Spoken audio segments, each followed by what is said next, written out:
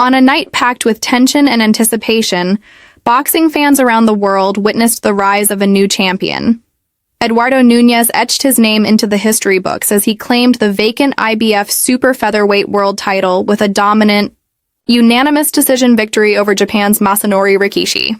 While the belt had been up for grabs, it was Nunez who seized the moment, showcasing both grit and technique in what turned out to be the biggest fight of his career so far.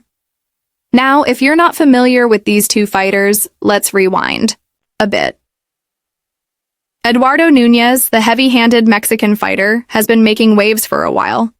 Known for his knockout power and relentless forward motion, Nunez had quietly built a strong resume in the super featherweight division.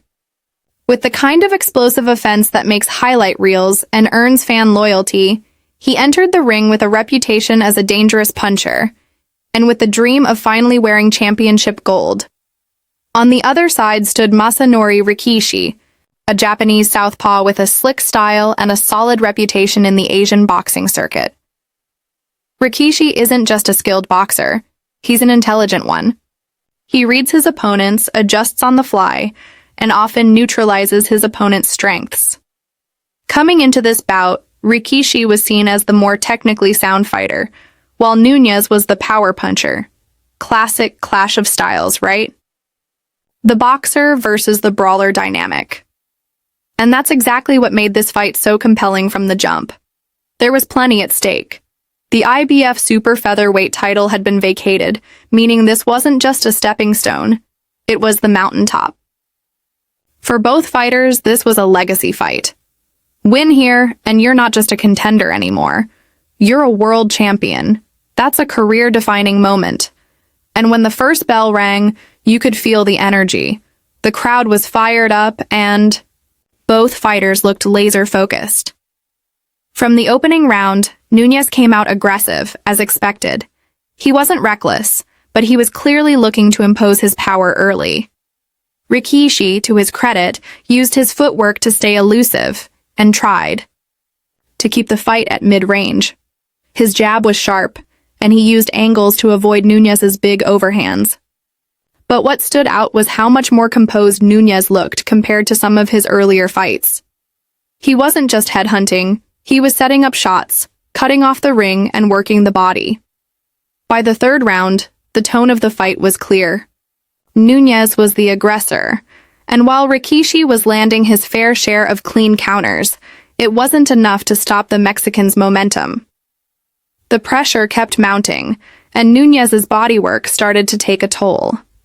Rikiishi's movement slowed, and that's when the real danger started creeping in. Midway through the fight, around rounds 5 and 6, Rikiishi attempted to shift gears. He started engaging more inside the pocket, trying to meet Nunez with combinations and then slip away. It worked in flashes. He landed some slick uppercuts and even staggered Nunez briefly with a left hook, but the Mexican fighter just wouldn't back down. Every time Rikiishi had a moment, Nunez answered with a flurry of hooks to the ribs, or a crisp right hand upstairs.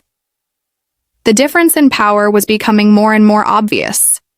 One thing that deserves praise here is Nunez's conditioning. For a fighter with knockout power, it's not always a given that they can go the full 12 rounds with sustained pressure. But Nunez looked sharp deep into the fight. He kept walking Rikiishi down, mixing up his attack, and never giving the Japanese fighter a moment to reset. You could tell he'd trained not just to win, but to win convincingly. By round 9, the tide had completely turned.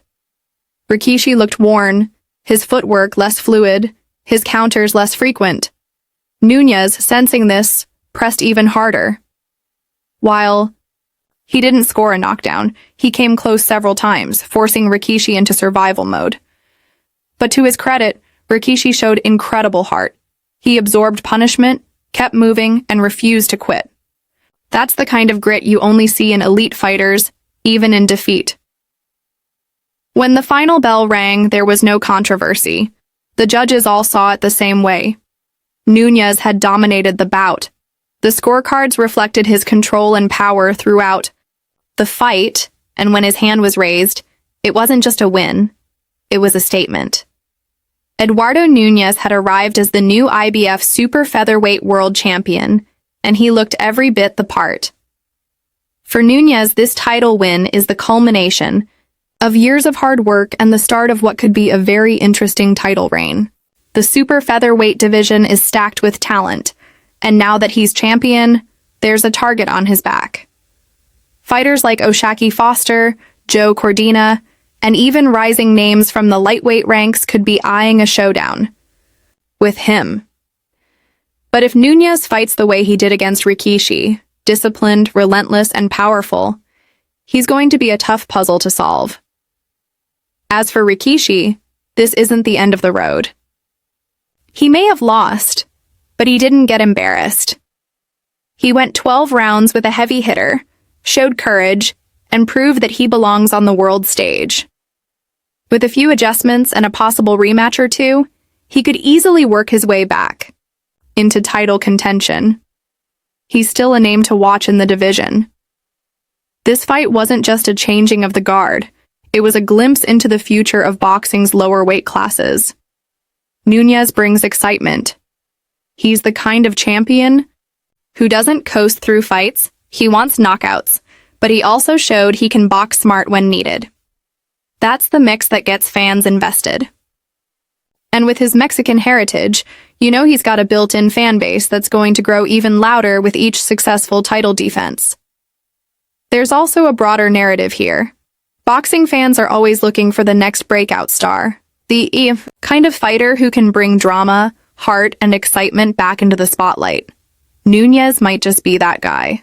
He's not just a brawler, he's evolving. If his next few fights build off this performance, we could be looking at a long-reigning champion who delivers memorable wars.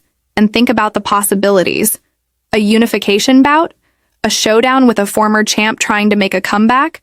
Or maybe a marquee fight on a major pay-per-view card in Las Vegas or Mexico City? The potential is massive. Nunez has the belt now, but with the way he fought, he also has the momentum. And in boxing, that's everything.